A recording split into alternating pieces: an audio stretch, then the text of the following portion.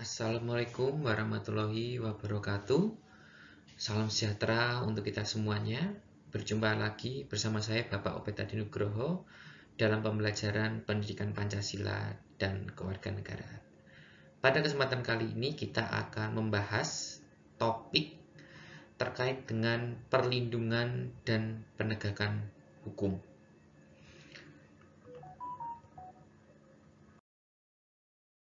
Tujuan pembelajaran kita pada hari ini ada 4, yaitu siswa dapat menjelaskan terkait dengan konsep tentang perlindungan hukum.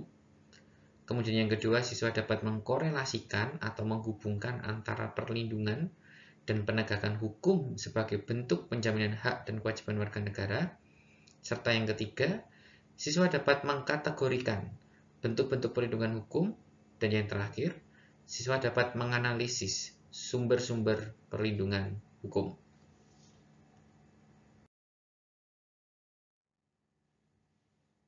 Yang pertama, kita akan berbicara terkait apa sih sebetulnya perlindungan hukum itu. Sebelum kita nanti membahas lebih dalam bentuk-bentuk perlindungan hukum itu seperti apa, kemudian mengapa perlindungan hukum itu perlu diberikan kepada setiap warga negara.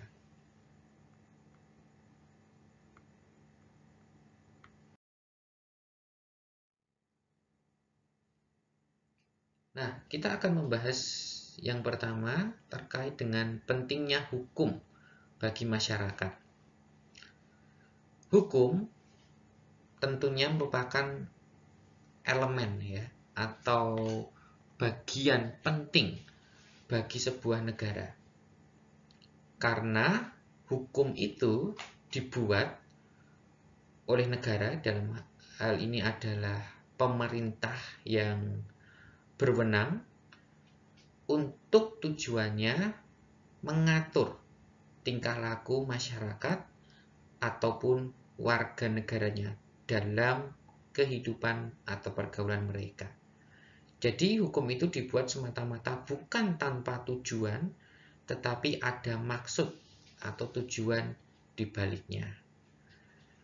Hukum itu dapat kita ilustrasikan ataupun kita gambarkan seperti pagar di dalam kebun binatang.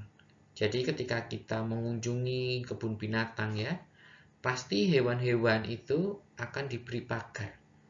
Khususnya hewan-hewan buas seperti singa, harimau, dan hewan-hewan lainnya. Nah, tujuannya apa? Tujuannya adalah untuk memberikan rasa aman, memberikan perlindungan kepada wisatawan atau orang yang berkunjung di kebun binatang tersebut, sehingga mereka bisa melihat hewan-hewan yang ada di kebun binatang tersebut tanpa ada rasa kekhawatiran, ketakutan yang mereka rasakan karena adanya serangan dari hewan-hewan buas tersebut. Nah, jadi hukum itu seperti pagar pembatas yang ada di kebun binatang. Jadi tujuannya adalah untuk melindungi masyarakat dari hewan buas. Hewan buas dalam hal ini adalah kejahatan ataupun ancaman-ancaman yang itu selalu senantiasa dihadapi atau bahkan dialami oleh masyarakat. Untuk itu, seharusnya hukum itu ketika sudah dibuat oleh pejabat ataupun pemerintah yang berwenang, bagian kita adalah apa? Menaati, bukan untuk dilanggar. Karena tujuannya hukum itu dibuat untuk melindungi kita. Nah, agar hidup kita itu merasa aman, agar hidup kita itu bebas dari ancaman-ancaman, bahaya-bahaya, dan memberikan proteksi kepada kita, maka kita sepatutnya adalah menaati hukum tersebut. Jika ingin kehidupan kita itu aman dan juga damai.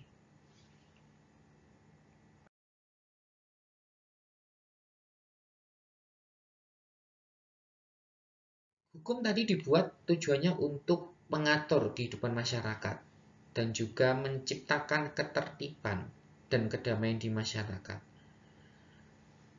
Nah, kita akan coba membayangkan atau mengandaikan apabila sebuah negara itu tidak memiliki yang namanya hukum. Jadi, masyarakat itu hidup seenaknya sendiri, semau mereka, tanpa adanya aturan-aturan ataupun norma-norma yang akan menuntun mereka bagaimana seharusnya mereka berperilaku, bersikap di masyarakat.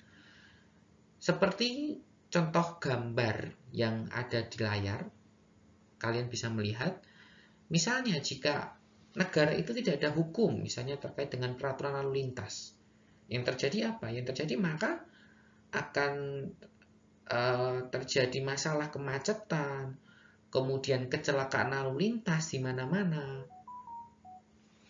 Kemudian yang kedua, ketika manusia itu tidak diatur oleh hukum, maka perilaku mereka atau sikap mereka kepada orang lain akan semena-mena, tidak akan menghormati harkat dan martabat seseorang. Contohnya, kita bisa menyaksikan adanya perbudakan, kemudian kekerasan, bahkan sampai pembunuhan. Orang dengan mudahnya menghilangkan nyawa orang lain.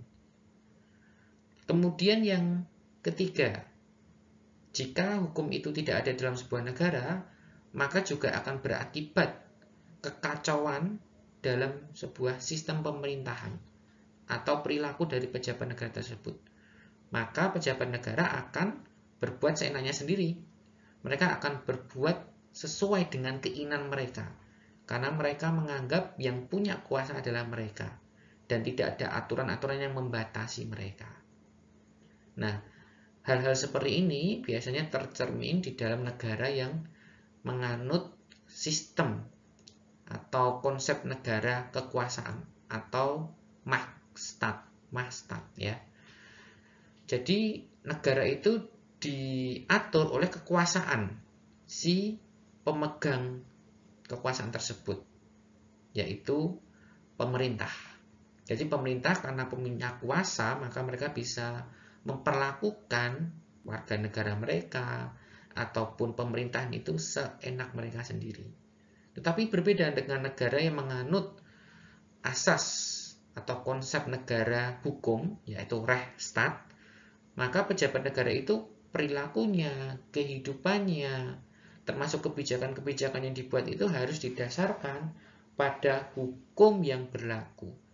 Jadi hukum di dalam kehidupan pejabat negara atau sistem pemerintahan negara itu tujuannya untuk membatasi, tetapi juga sekaligus untuk menolong agar para pemimpin negara itu tidak berbuat semena-mena atau sesuai dengan keinginan mereka sendiri. Jadi harus ada koridor yang membatasi itu.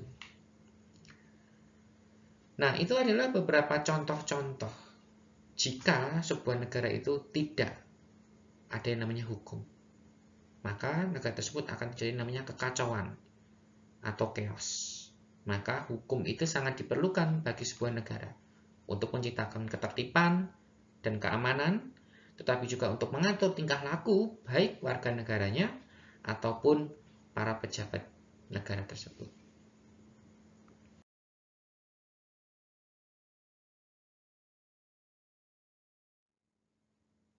Nah, kemudian kita akan membahas alasan perlindungan dan penegakan hukum. Tetapi sebelum itu, kita akan melihat dulu ya. Indonesia itu sebetulnya negara yang berdasarkan hukum atau Rechtsstaat, seperti yang saya katakan di awal tadi, atau negara berdasarkan kekuasaan atau Mahtstat. Kalau kita merujuk kepada konstitusi kita atau norma hukum tertinggi kita, yaitu Undang-Undang Dasar Negara Republik Indonesia tahun 1945, di dalam pasal 1 ayat 3 disebutkan bahwa Indonesia adalah negara hukum dan pemerintah memiliki kewajiban untuk melindungi kepentingan seluruh warganya dan menindak tegas setiap pelanggar hukum. Jadi di dalam konstitusi sudah sangat jelas tersurat di situ bahwa kita adalah negara yang berdasarkan pada hukum. Jadi segala sesuatu di dalam kehidupan berbangsa, bernegara, termasuk di dalam pengelolaan pemerintahan itu harus didasarkan pada hukum. Warga negara harus taat hukum, pejabat negara juga harus taat hukum. Nah, kemudian yang kedua adalah Pancasila. Itu merupakan sumber hukum. Jadi setiap peraturan hukum yang dibuat dan diberlakukan tidak boleh bertentangan dengan nilai-nilai Pancasila. Produk hukum haruslah didasarkan pada nilai-nilai dasar yang terkandung dalam Pancasila. Kita bisa melihat ya bahwa Pancasila di negara kita itu memiliki beberapa fungsi sebagai dasar negara, sebagai ideologi negara, dan sebagai identitas nasional. Nah, Pancasila sebagai dasar negara itu memberikan dampak atau implikasi bahwa segala sesuatu kehidupan warga negara dan juga pemerintahan itu harus didasarkan pada Pancasila, termasuk di bidang hukum. Oleh karena itu, semua peraturan hukum yang ada di Indonesia itu tidak boleh bertentangan dengan nilai-nilai dasar yang terkandung dalam setiap sila-sila Pancasila.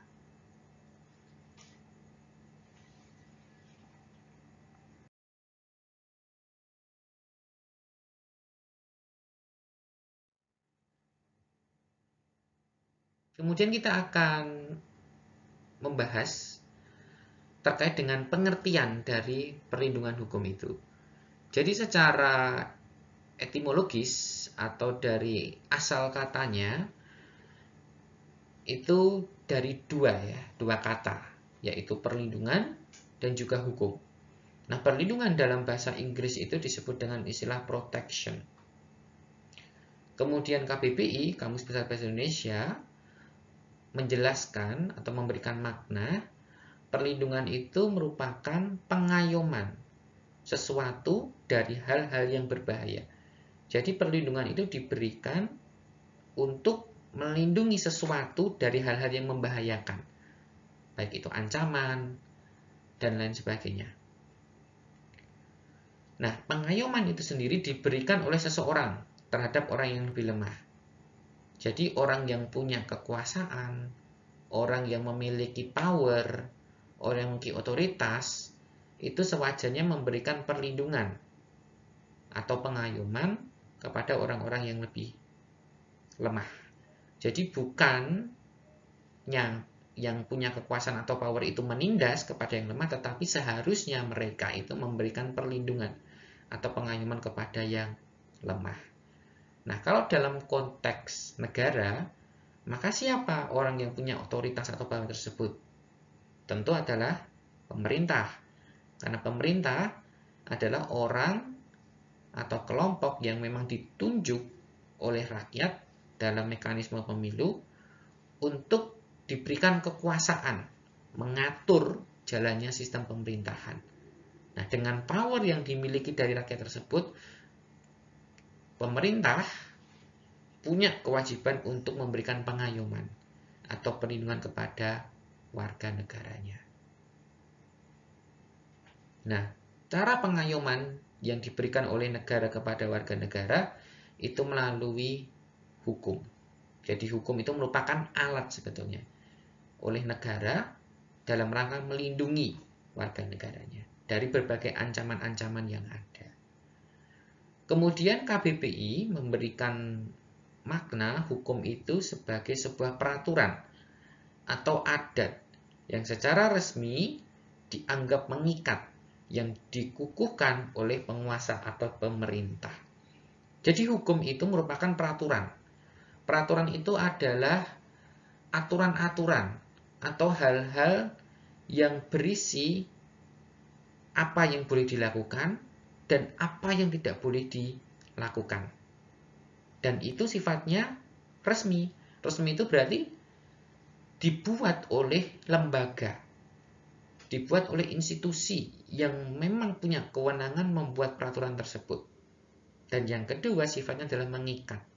Mengikat itu artinya peraturan tersebut diberlakukan kepada semua orang tanpa terkecuali, termasuk bagi orang yang membuat peraturan tersebut.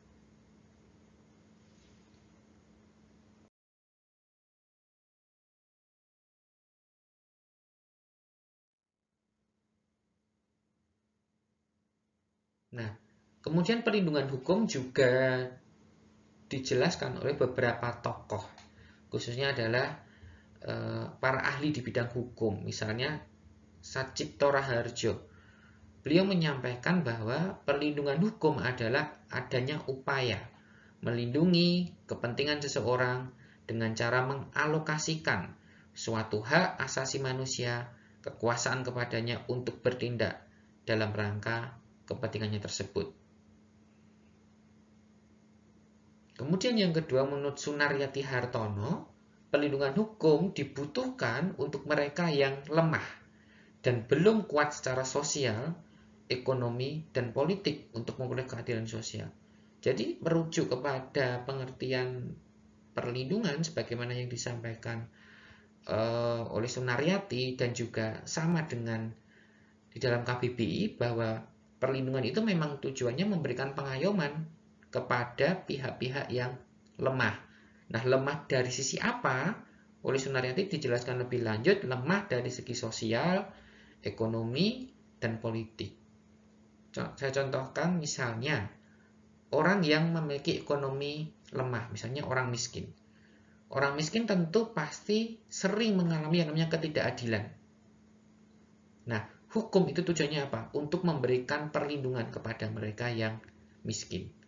Tetapi berbeda dengan orang yang mungkin punya sumber kekayaan ya, atau finansial yang besar, ya ketika mereka tertimpa sebuah masalah ya, atau masalah hukum, maka mereka akan mudah untuk mendapatkan perlindungan hukum karena mereka punya sumber finansial itu. Tetapi berbeda dengan masyarakat yang kelas menengah bawah dari segi ekonomi, mereka akan kesulitan mendapatkan akses dalam mendapatkan perlindungan hukum. Nah, oleh karena itu negara harus memfasilitasi agar masyarakat kelas bawah atau masyarakat kelas ekonomi menengah ke bawah, ketika mereka mendapatkan permasalahan di bidang hukum, mereka bisa memperoleh atau mendapatkan perlindungan hukum. Makanya pemerintah membuat ya, atau istilahnya itu menyediakan lembaga khusus yang memiliki fungsi untuk memberikan perlindungan hukum kepada masyarakat. Misalnya seperti LPSK, Lembaga Perlindungan Saksi dan Korban. Kemudian ada Komnas HAM. Kemudian ada KPAI, Komisi Perlindungan Anak Indonesia.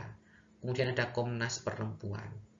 Nah, itu adalah institusi atau organisasi-organisasi ataupun lembaga ya, lebih tepatnya lembaga sebetulnya, yang dibentuk oleh negara untuk memberikan perlindungan, memberikan akses hukum kepada masyarakat yang lemah secara ekonomi, sosial maupun politik.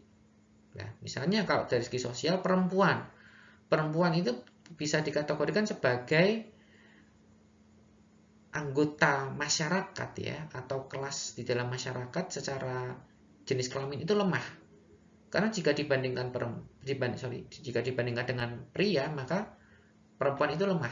Makanya memang harus dilindungi. Makanya ada yang namanya Komnas Perempuan. Kemudian anak juga merupakan kelompok masyarakat yang juga lemah terutama dari segi fisik dan juga lemah dari hal-hal yang lain gitu ya. Karena mereka pun juga masih mendapatkan pengawasan dari orang tua. Nah, oleh karena itu negara membentuk yang namanya Komisi Perlindungan Anak Indonesia. Kemudian menurut Maria Theresia Gemme menyampaikan bahwa perlindungan hukum berkaitan dengan tindakan negara untuk melakukan sesuatu dengan memberlakukan hukum negara secara eksklusif, dengan tujuan untuk memberikan jaminan kepastian hak-hak seseorang atau kelompok. Jadi tujuan dari perlindungan hukum adalah untuk memberikan kepastian agar hak-hak seseorang atau kelompok itu bisa terpenuhi dan bisa didapatkan ketika ada yang namanya pelanggaran, ya, ataupun masalah-masalah yang mereka hadapi, termasuk juga ancaman-ancaman yang itu bisa mengancam hak-hak dari seseorang ataupun kelompok tersebut. Nah, dari berbagai macam pengertian yang disampaikan oleh para ahli tersebut, kita dapat menyimpulkan bahwa perlindungan hukum pada dasarnya adalah upaya dalam melindungi hak asasi manusia serta hak dan kewajiban yang timbul karena hubungan hukum antara semua manusia sebagai subjek hukum. Nah, itu adalah kesimpulan dari pengertian perlindungan hukum. Jadi tujuan dari perlindungan hukum adalah untuk melindungi hak asasi serta hak dari seseorang ataupun kelompok dan juga kewajiban yang timbul karena adanya hubungan hukum antara manusia sebagai subjek hukum. Jadi ketika kita ya melakukan yang namanya sebuah hubungan hukum, misalnya seperti perjanjian, jual beli, kemudian kontrak kerja, itu kan merupakan peristiwa hukum yang kita lakukan. Nah, ketika ada hak-hak kita yang dilanggar oleh orang lain yang tidak sesuai dengan kontrak atau perjanjian yang sudah kita sepakati tadi dengan pihak kedua, maka kita berhak untuk mendapatkan perlindungan hukum agar hak-hak kita itu bisa didapatkan.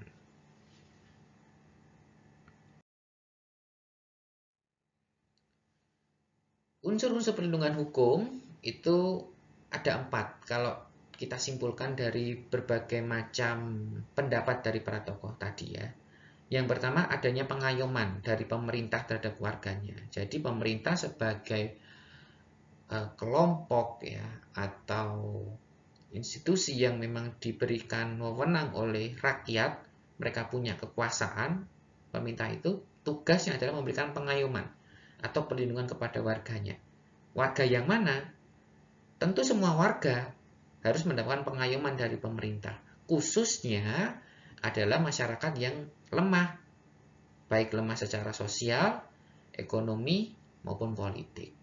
Karena mereka rentan sekali yang namanya mendapatkan diskriminasi ataupun ketidakadilan di dalam bidang hukum.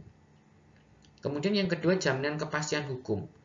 Jadi negara itu harus betul-betul menjamin bahwa ketika ada warganya yang mengalami masalah hukum ataupun ada ancaman-ancaman, negara hadir untuk memberikan jaminan kepada mereka. Nah, bentuknya apa jaminan itu?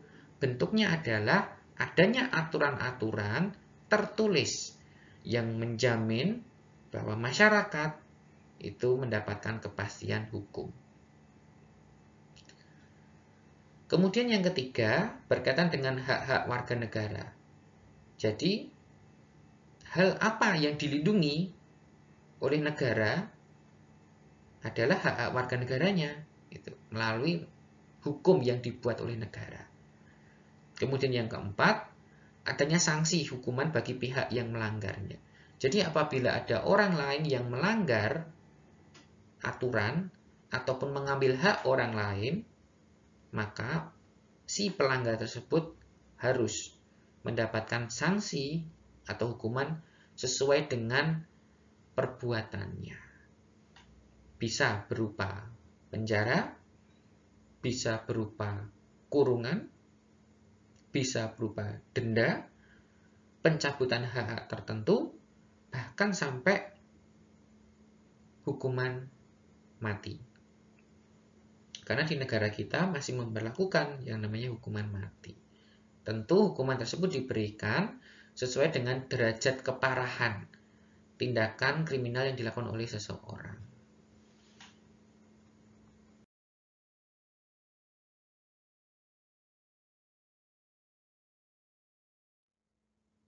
Nah, kemudian menurut Roscoe Pound, dia menjelaskan bahwa ada 3 pengkategorian perlindungan hukum. Yang pertama, kepentingan-kepentingan umum atau public interest. Yang kedua, kepentingan kemasyarakatan atau social interest.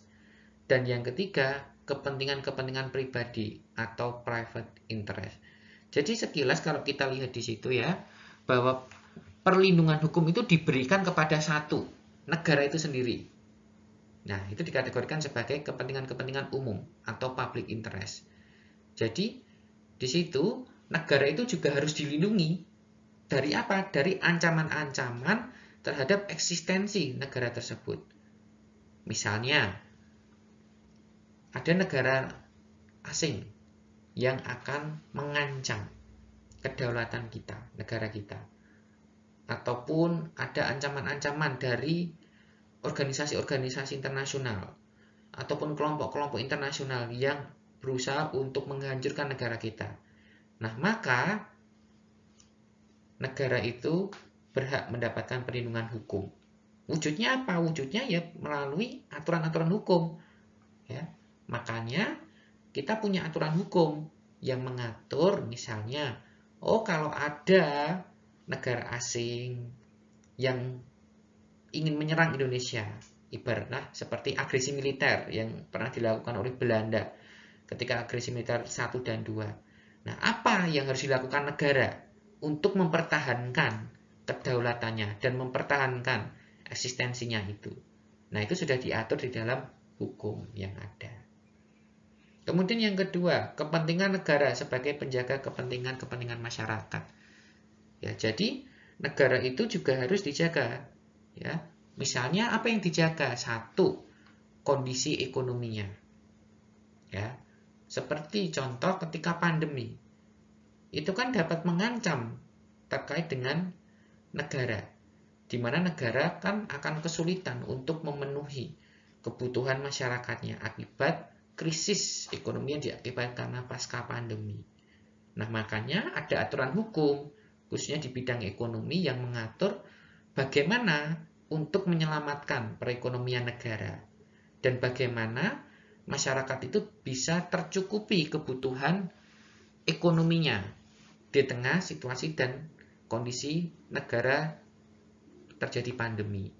Makanya negara ya bisa memberikan yang namanya bantuan sosial kepada masyarakat khususnya yang terdampak pandemi. Nah, itu kepentingan-kepentingan umum atau public interest. Kemudian yang kedua adalah kepentingan kemasyarakatan. Kalau pengkategorian yang kedua ini lebih kepada perlindungan hukum yang ditujukan bagi masyarakat luas. Ya.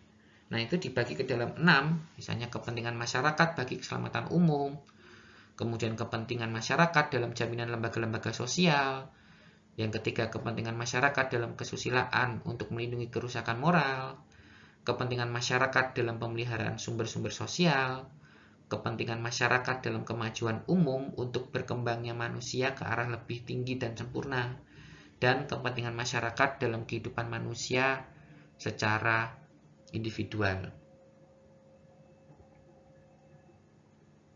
Nah, kalau kepentingan masyarakat bagi keselamatan umum, itu contohnya bahwa hukum itu harus memberikan perlindungan kepada warganya terkait keamanan, kesehatan, kesejahteraan, dan jaminan bagi transaksi dan juga pendapatan.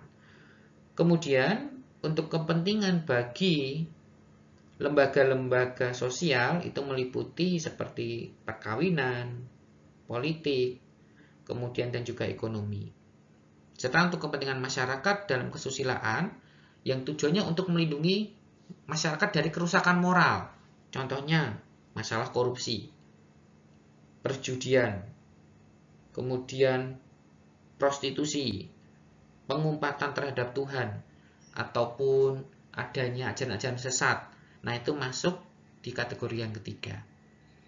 Kemudian yang keempat, kepentingan masyarakat dalam pemeliharaan sumber-sumber sosial.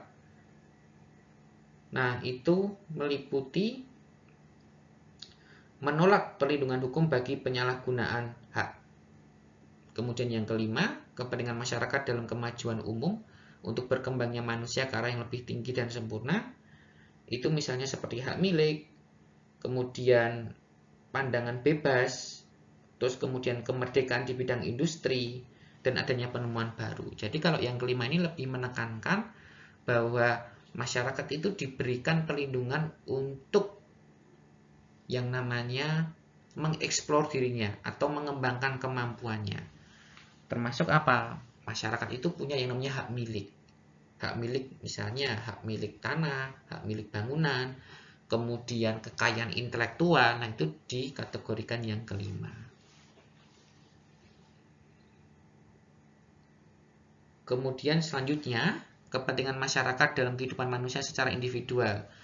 Ini terkait dengan hak individu seseorang. Misalnya, hak kemerdekaan menyampaikan pendapat, hak kemerdekaan untuk memiliki jabatan, kemerdekaan untuk penghidupan yang layak. Nah, itu yang kategori 6. Kemudian untuk kepentingan-kepentingan pribadi atau private interest, ini adalah kepentingan-kepentingan yang itu menyangkut masalah individu seseorang. Ya. Misalnya ya, kepentingan ataupun perlindungan bagi seseorang untuk hidupnya bahagia, misalnya menikah, kemudian memiliki anak, serta hubungan hukum antara orang tua, kemudian perlindungan terhadap harta kekayaan, dan lain sebagainya. Nah, itu kategori yang ketiga, kepentingan-kepentingan pribadi atau private interest.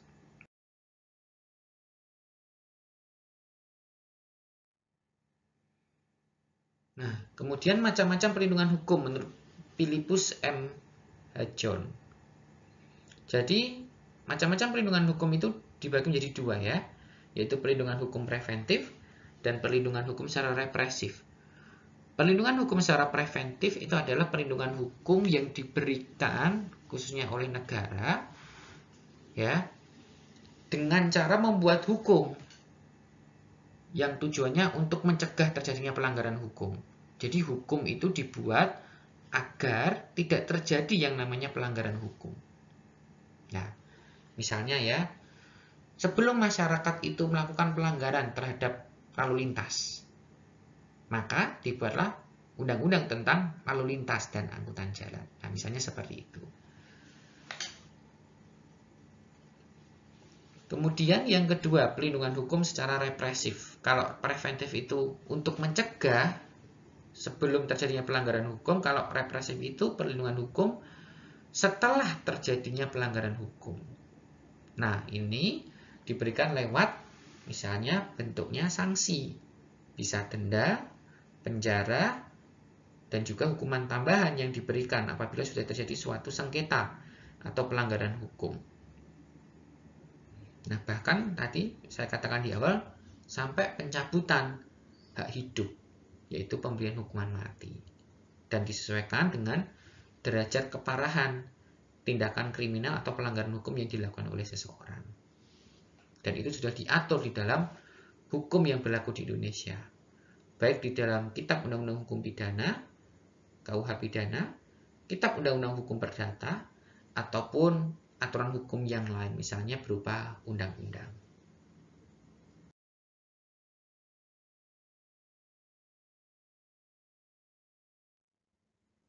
Kemudian sumber-sumber perlindungan hukum.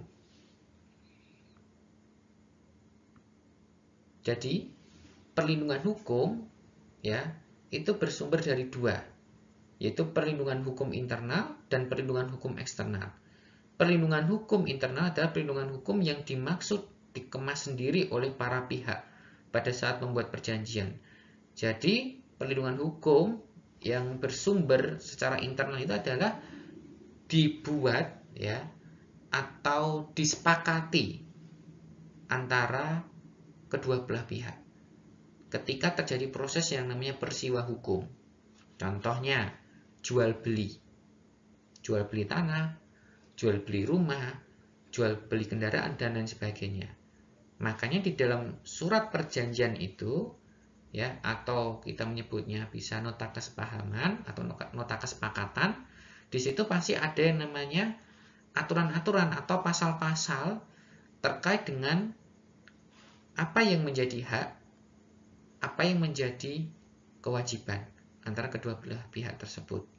Dan ketika ada pihak-pihak yang mengikat perjanjian tersebut tidak menjalankan sebagaimana kewajibannya, berarti di situ ada pengingkaran kewajiban dan juga pelanggaran hak, maka bisa dikenakan yang namanya sanksi sesuai yang tertera di aturan tersebut.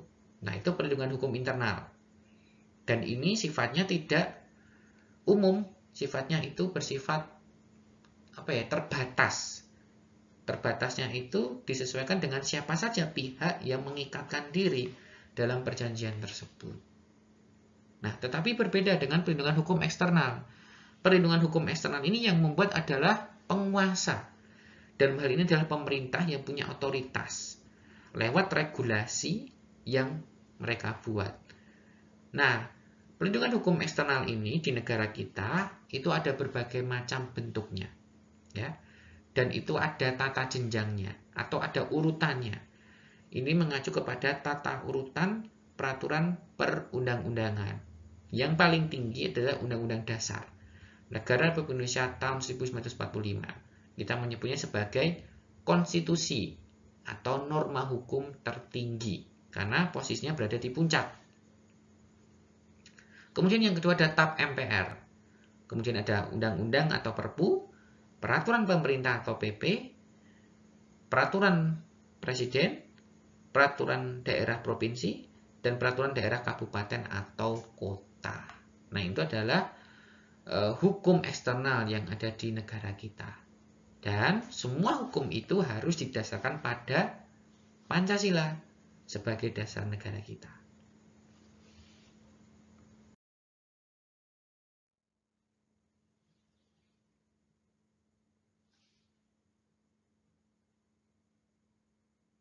Oke, baik.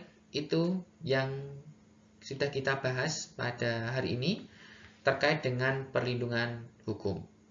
Nah, jadi perlindungan hukum pada dasarnya adalah upaya yang diberikan oleh negara sebagai pihak, ya, atau kelompok yang memang diberikan kekuasaan oleh rakyat untuk membuat peraturan hukum.